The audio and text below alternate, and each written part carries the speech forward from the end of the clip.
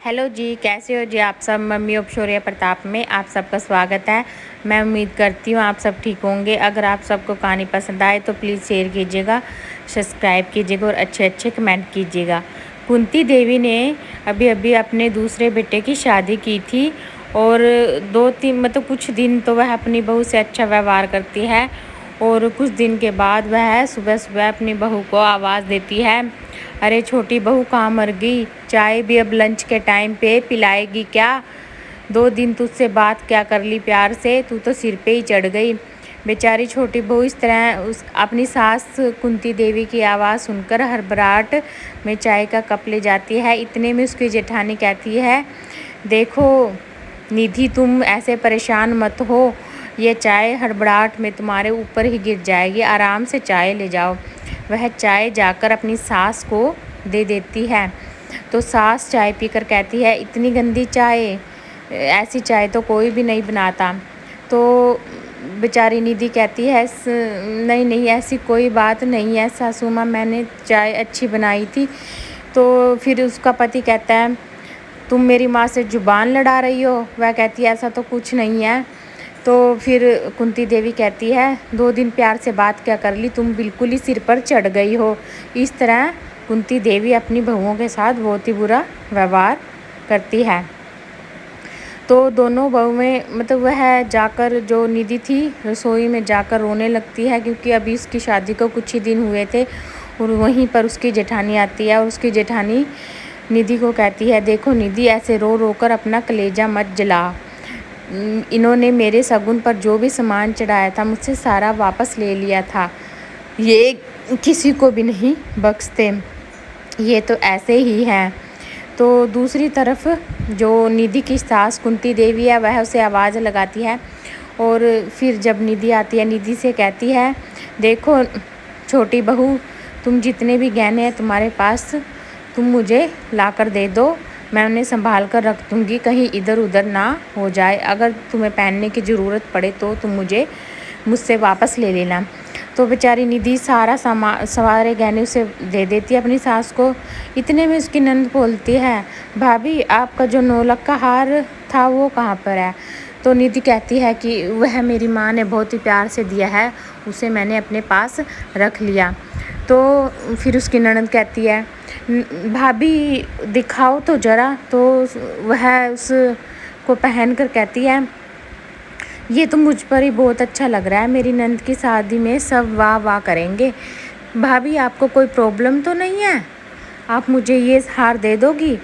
तो उसकी सास कहती है, क्यों नहीं, ननद भी बहनों की तरह होती है। तो वह उसकी ननद उससे उसका हार ले लेती है।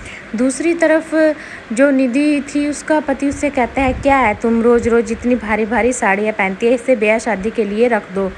तो निधि कहती है, मेरे पास हल्की साड़ी नहीं है। तो ठीक है, मैं कल बाज़ार चली जाऊंगी तो हल्की साड़ी लेकर आ जाऊंगी। तो उसका पति कहता है, क्या है सारा दिन खर्चे की बात करती रहती हो, माँ के पास कुछ पुरानी साड़ियाँ पड़ी हैं और तुम माँ से ले लेना। तो काफ़ी उदास होती है बेचारी निधि इस तरह की बातें सुनकर। तो दूसरी तरफ जो निधि का देवर था वह अपनी भाभीयों से कहता है, भाभी मैं शादी करना चाहता हूँ और मुझे एक लड़की पसंद है। तो उसकी जो बड़ी भाभी थी वह कहती है, देखिए देवर जी, आप क्या करोगे शादी करके, हमारी हालत तो आप देख ही रहे हो कितनी ख़राब है। तो उसका देवर कहता है, देखिए जो लड़की मुझसे शादी करना चाहती है उसे हमारे घर के हालात के बारे में सब कुछ पता है, वह फिर भी मुझसे शादी करना चाहती है। तो दूसरी तरफ उसका देवर कहता है अपनी माँ से, माँ तुम भाभीयों के साथ बहुत बुरा कर रही हो, अच्छा नहीं कर रही हो, ऐसा मत करो और मैं अपनी पत्नी के साथ ऐसा बिल्कुल भी नहीं होने दूँगा। तो दोनों जो उसके माँ बाप होते हैं तो वह सोचते हैं कि इसके गले में भी बेड़ियाँ डालनी पड़ेगी, शादी करनी पड़ेगी इसकी, मैं जल्दी से रिश्ता देखता हूँ, ये तो काफ़ी बहुत ही ज़्यादा बोलने लग गया है। इतने में उसके माँ बाप उसके लिए रिश्ता देखते हैं, वह शादी करके आ जाता है। शादी करके आ जाता है, उसकी पत्नी का नाम सोनिया होता है। उसके काफ़ी गहने देखकर उसकी माँ तो काफ़ी खुश हो जाती है। वह सोचती है कि मेरी बहू बहुत अमीर घर से है, तो वह उसका अच्छे से स्वागत करती है। और जो सोनिया थी वह अपने कमरे में चली जाती है। इतने में दूसरी तरफ कुंती देवी अपनी दूसरी दोनों बहुओं से कहती है, तुमने किस तरह की साड़ी पहन रखी है, कुछ बढ़िया सी साड़ी पहन लो, ये नौकरानी वाली साड़ी उतार के। अब हमारे घर में अमीर घर की बहू आई है, ऐसे अच्छा थोड़ी ना लगता है। और दूसरी तरफ वह अपने पति से कहते हैं कि जी नौकरानी को भी बुला लीजिए, ऐसा नहीं लगना चाहिए कि हम गरीब हैं, हम भी, उसे ऐसा लगना चाहिए कि हम भी अमीर घर के हैं। तो दूसरी तरफ सुबह सुबह कनिका अपना लैपटॉप लेकर बैठ जाती है और दोनों सास ससुर उसे देख रहे होते हैं और वह आवाज़ लगाती है अपने पति को कि वंस डार्लिंग ज़रा कॉफ़ी तो लेके आना। यह सब कुछ देखकर उसका ससुर अपनी पत्नी से कह रहा था, देखा तुमने कुंती, क्या इसके अभी से रंग ढंग है, यह तो हमारे सर पर ही चढ़ जाएगी, देख लेना तुम। तो फिर कुंती देवी कहती है, सर पर तो मैं इसे चढ़ने ही नहीं दूंगी, एक बार इसके सारे पैसे हमारे हो जाएं फिर इसे लात मारकर बाहर निकालूंगी। और फिर वह सोनिया के पास जाकर कहती है, सोनिया बहू वाह, तुम अपने काम के प्रति काफ़ी वफादार हो। तो फिर सोनिया कहती है, तो क्या शादी के बाद बहू काम नहीं कर सकती माँ जी? नहीं नहीं, मैं ऐसा नहीं कह रही, कर सकती है। और वो तुम्हारे माँ बाप आने वाले थे, इतने में वह कहती ही है कि उसके माँ बाप वहाँ पर आ जाते हैं और वह उनका काफ़ी अच्छे से स्वागत करती है कुंती देवी। और जो दोनों बहुएं थी उनके साथ भी अच्छा व्यवहार करती है और उन्हें सारा दिन काम करने की भी ज़रूरत नहीं पड़ती, उनके साथ कोई बुरा व्यवहार होता। और सारा दिन वह कुंती देवी अपने आप ही सारा काम करती घर का और खाना बनाती। तो उसकी बहुएं कहती, माँ जी हम कुछ मदद कर देते हैं। वह कहती है, नहीं, छोटी बहू देख लेगी, तुम जाओ यहाँ से, आराम करो। तो फिर सारा दिन उसकी सास का, कुंती देवी का, रसोई में ही निकल जाता है और सबको वह खाना खिलाती है।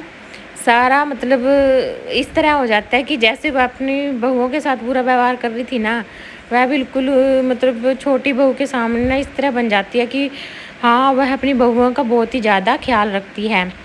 तो उसके कुछ दिन पश्चात मतलब 1 महीना रहकर जो सोनिया के माता पिता थे वह वहाँ से चले जाते हैं और इतने में ही वह फिर उसका अपना असली रंग अपने सबके सामने आ जाता है। वह कुंती देवी कहती है तीनों बहुओं से, जाओ जाकर ये काम करो वो काम करो।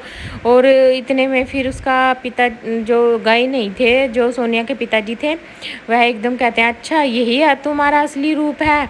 तो फिर सोनिया कहती है, बाहर पुलिस खड़ी है, आप बहुओं के साथ इतना बुरा व्यवहार करती हो, पुलिस को अरेस्ट करवा दूंगी।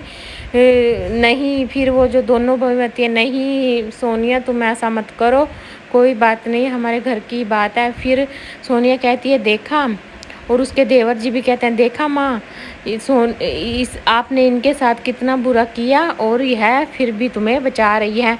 फिर वह सब आपस में मिलजुल कर रहने लगे और उस घर में बहुओं पर अत्याचार होना बंद हो गए और यहीं पर कहानी समाप्त होती है।